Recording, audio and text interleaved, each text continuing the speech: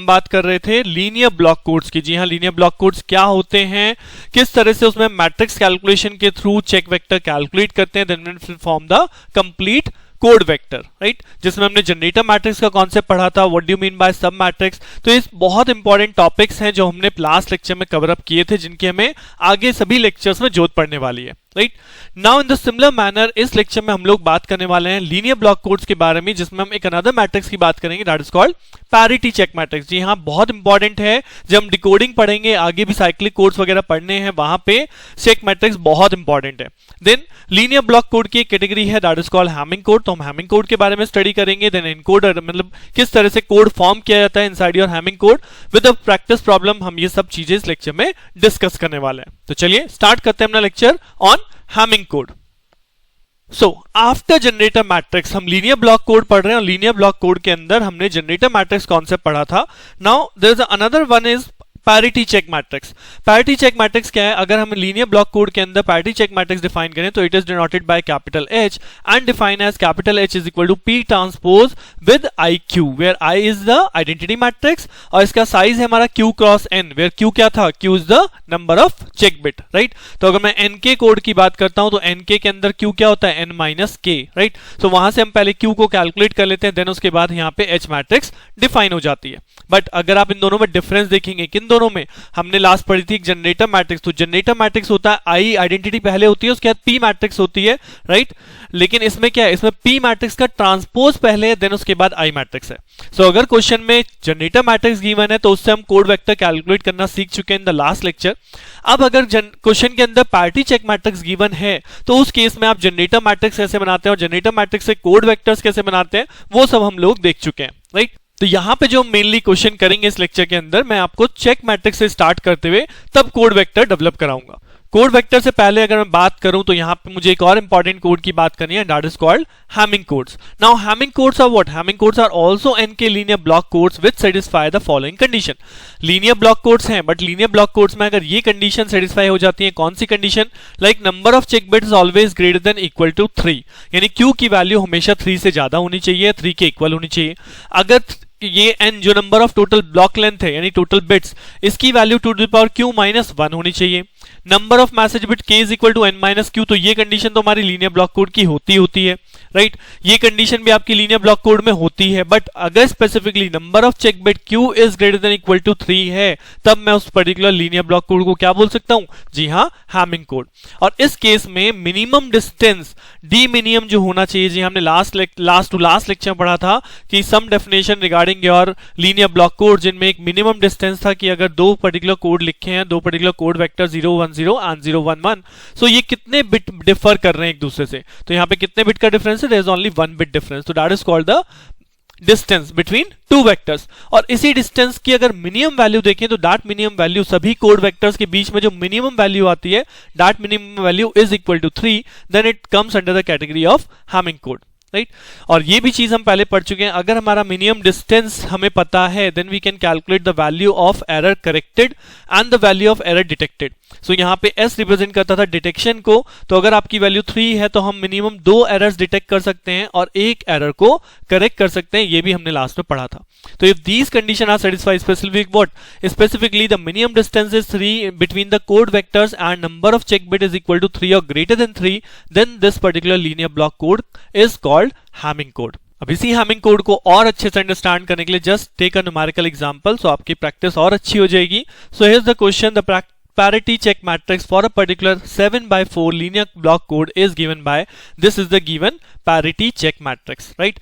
So parity check matrix के बाद हमें क्या calculate करना है, in this question we have to first calculate the generator matrix, and once we know this generator matrix then I can calculate the list all the code vectors, मैं सभी code vector calculate कर सकता हूँ जैसे मैंने last lecture में भी किए थे।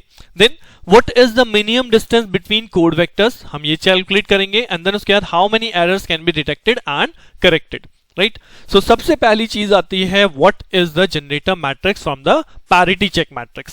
सो अभी हमने पढ़ा what is H matrix. H matrix is basically P transpose then with I matrix, right. तो पी ट्रांसपोज पहले होता है, उसके बाद आइडेंटिटी मैट्रिक्स होती है। तो अगर आप यहां पे देखेंगे आइडेंटिटी मैट्रिक्स का साइज क्या था, आइडेंटिटी मैट्रिक्स का साइज होता है आई क्यू, राइट। सो यहां पे what is the number of check bits, अगर ये 7 4 है तो this is n, this is k, तो that means q is equal to क्या बचेगा, q इज इक्वल टू बचेगा 3। सो दैट मींस यहां पे आइडेंटिटी मैट्रिक्स है 3/3, तो अगर आप यहां पे देखें तो this is the 3/3 identity matrix. तो ये जो फर्स्ट मैट्रिक्स है ये क्या बचेगा हमारे पास, ये हमारे पास बचेगा p ट्रांसपोज, राइट। तो as per the formula of H matrix that is equal to P transpose with IQ, तो यहां पे फ्रॉम द क्वेश्चन हम P ट्रांसपोज कैलकुलेट कर सकते हैं, जिसकी थ्रू हम किसको कैलकुलेट कर लेंगे, P को, क्योंकि ultimately if you remember the generator matrix formula, तो जनरेटर मैट्रिक्स कहता था IK with P matrix, right. So यानी आइडेंटिटी पहले P उसके बाद में। तो यहां से बस इतना ही काम करना है कि यहां से आपको P ट्रांसपोज मिल जाएगा from the given parity check matrix. इस P ट्रांसपोज की वैल्यू को हमने सेपरेट किया, देन इसका ट्रांसपोज कर दिया। ट्रांसपोज का मतलब this row value will be written as column wise, यानी 1 1 1 0, then the second row will 1 1 1 0 1 1 1 0 1 and the third row is 1 0 1 1, this is called transpose. तो ये ट्रांसपोज आपका यहां पे हो गया। तो एक मैट्रिक्स जो ट्रांसपोज है, जो P ट्रांसपोज हम लिख रहे हैं, उसी को हमने वापस ट्रांसपोज कर दिया, then it becomes a P matrix.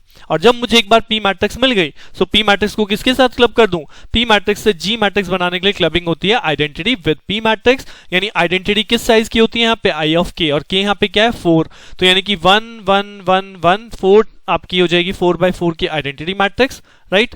और उसके बाद हमारा यहाँ पे लग जाएगा दिस P मैट्रिक्स, यानी 1 1 1 1 1 0 1 0 1 and 0 1 1। तो how what is the size of this G matrix become, ये G मैट्रिक्स हो जाता है 4/7, that is K cross N, right. So ये सबसे पहला स्टेप है जो आपने G मैट्रिक्स को कैलकुलेट किया, so we got the value of G matrix, right. So हमारा पहला स्टेप हो गया, we have find the value of generator matrix. अब जनरेटर मैट्रिक्स के बाद list all the code vectors, तो ये आपने लास्ट क्वेश्चन में भी किया था, सेम चीज यहां पे है। कोड वेक्टर्स को कैसे डिटरमाइन करते हैं फ्रॉम द जनरेटर मैट्रिक्स। जी हां, जनरेटर मैट्रिक्स में हमें क्या मिल चुका, हमें P मैट्रिक्स मिल चुकी। इस P मैट्रिक्स की हेल्प से हम क्या कैलकुलेट कर लेते थे, check vector. Check vector is what, message matrix multiply by this P matrix, right. तो यहां पे हम चेक वेक्टर कैलकुलेट करेंगे, check vector is calculated by this matrix. Now here what is the value of message vector, message कितने हैं यहां पे, जी हां मैसेज कितना है, k इज इक्वल टू 4, तो यानी मैसेज में कितने बिट्स हो गए, मैसेज में हो गए आपके 4 बिट्स, यानी इसको हम रिप्रेजेंट कर सकते हैं m1 m2 m3 m4। Then here we have put the value of p, और उसके बाद चेक बिट्स कितनी है हमारे पास, q की वैल्यू 3 है, तो that is c1 c2 and c3। तो जस्ट मल्टीप्लाई दिस मैट्रिक्स, और मैट्रिक्स मल्टीप्लिकेशन में आपको याद होगा यहां पे चलता है XORing, not directly sum, that is modulo 2 addition. तो अगर मैं इसे ऐड ऑन करूं तो यहां सबसे पहली टर्म क्या बनेगी, m1 XOR with m2 XOR with m3, this is the first term, first row multiply by first column, then first row multiply by second column, तो यहां पे मिलेगा m1 भी मिलेगा, m2 भी मिलेगा और m4 मिलेगा, right. This is the second value. और थर्ड वैल्यू से जैसे क्या मिलेगी, m1 मिलेगा XOR m3 मिलेगा और XOR m4 मिलेगा, तो this is the third value, right. तो what is the C1 value become, C1 is equal to this value m1 XOR m2 XOR m3, C2 is equal to m1 m2 m4 and C3 is equal to m1 m3 m4। तो बहुत simple सा process है, एक बार मुझे generator matrix पता है तो मैं चेक वेक्टर कैलकुलेट कर लेता हूं, message bit multiply by P matrix सब मैट्रिक्स, तो यहां से हमें चेक वेक्टर का रिलेशन मिल जाता है। अब अगर लास्ट लेक्चर की बात करूं तो वहां हमने 3 बिट मैसेज देखा था, यहां हम 4 बिट मैसेज देख रहे हैं। So now for every 4 bit of message हम यहां पे चेक वेक्टर को कैलकुलेट करेंगे, then we form the 7 bit code vector, right. तो अगर यहां 4 बिट का मैसेज है, सो दैट मींस अब की बार मेरा मैसेज वेक्टर कितना है, 4 बिट। तो 4 बिट के कितने कॉम्बिनेशन यहां पॉसिबल है, जी हां 4 बिट के देयर विल बी 16 कॉम्बिनेशन, और 16 कॉम्बिनेशन को लिखते थे 0 1 0 1 0 1 अप टू एस ऑन। फिर यहां पे 2 time 0 2 time 1 2 time 0 2 time 1, then 4 time 0 4 time 1, right, 4 time 0 4 time 1, और फिर यहां पे 8 टाइम 0, राइट, और 8 टाइम 1, राइट। तो आपके पूरे 16 बिट कॉम्बिनेशन आपको यहां पे लिखने हैं। अब अगर फॉर एग्जांपल मैं किसी एक पर्टिकुलर कॉम्बिनेशन की बात करूं, सपोज यहां पे 0 0 1 1 है, अब यहां से मैं C1 C2 C3 को कैलकुलेट करूंगा, जो कि हमने लास्ट लेक्चर में भी किया था। और यहां पे रिलेशन क्या है, C1 is calculated bye M1 M2 M3 XOR। तो M1 M2 M3 इन तीनों का एक्सॉरिंग करनी है, और एक्सॉरिंग का स्ट्रेट फॉरवर्ड फंडा होता है कि अगर यहां पे नंबर ऑफ वंस आपको कैसे मिल रहे हैं, नंबर ऑफ वंस ऑड मिल रहे हैं, नंबर ऑफ वंस ऑड मिल रहे हैं, सो यहां पे वैल्यू 1 आती है, और नंबर ऑफ वंस इवन मिल रहे हैं एक्सॉरिंग के दौरान, तो वहां पे वैल्यू 0 बनाते हैं, राइट। तो ये डायरेक्ट एक शॉर्टकट आप यूज कर सकते, जहां पे नंबर ऑफ वंस ऑड बन रहे हैं वहां पे 1 पुट कर लीजिए, जहां पे नंबर ऑफ वंस इवन बनते हैं वहां पे 0 कर दीजिए। तो देखिए मैं C1 को कैलकुलेशन दिखाता हूं, here it is a complete table I have put up. तो ये आपके कंप्लीट 16 कॉम्बिनेशन आएंगे। उसके बाद में यहाँ पे C1 आपको शो कर रहा हूं, जो मैंने अभी बताया M1 M2 M3 की एक्सॉरिंग करनी है, राइट। अब यहाँ पे देखिए कितने नंबर ऑफ वंस हैं, 0, तो दैट मींस इवन क्वांटिटी है, कोई प्रॉब्लम नहीं है, 0 आएगा। यहाँ पे भी इवन क्वांटिटी। अब देखिए यहाँ पे नंबर ऑफ वंस कैसे हो गए, ऑड हो गए ना, सो दैट मींस यहाँ पे आएगा 1। Again number of ones odd, तो again 1, again number of ones odd, again 1, number of ones odd, again 1, then even, even तो यहाँ पे 0 0 है, फिर ऑड तो यहाँ पे 1 1 आ गया, इवन इवन इवन इवन तो यहाँ पे देखिए चारों 0 हो गए, देन उसके बाद ऑड एंड ऑड, तो ये हो गया ऑड एंड ऑड।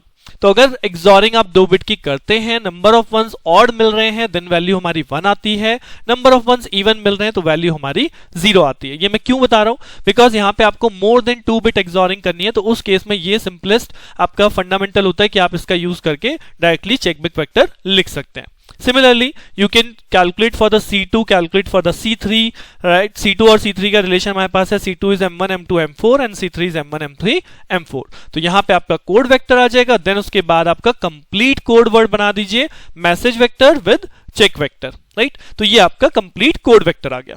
देन उसके बाद इसी टेबल में हमने यहाँ पे मेंशन कर रखा है वेट ऑफ कोड वेक्टर, यानी कि वेट क्या था, इफ यू रिमेंबर, वेट मैंने बताया था कि number of non zero elements यानी नंबर ऑफ वंस जो होते हैं वही मुझे यहाँ पे क्या दिखाता है, वही मुझे यहाँ पे वेट दिखाता है, राइट।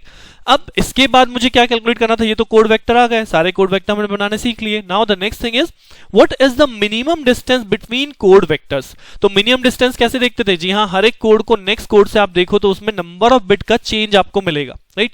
जैसे यहाँ पे अगर 3 कोड वेक्टर है, 0 कोड वेक्टर है और next one is 3, so that means there 3 places जहां पे आपका 1 ही डिफर हो गया, राइट।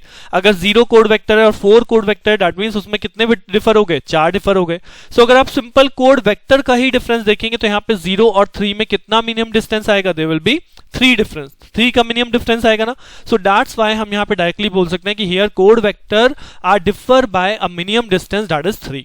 और आप कोड वेक्टर्स भी आपस में कंपेयर कर सकते हैं, हर एक कोड वेक्टर मिनिमम आपको 3 बिट चेंज मिलना ही मिलना है।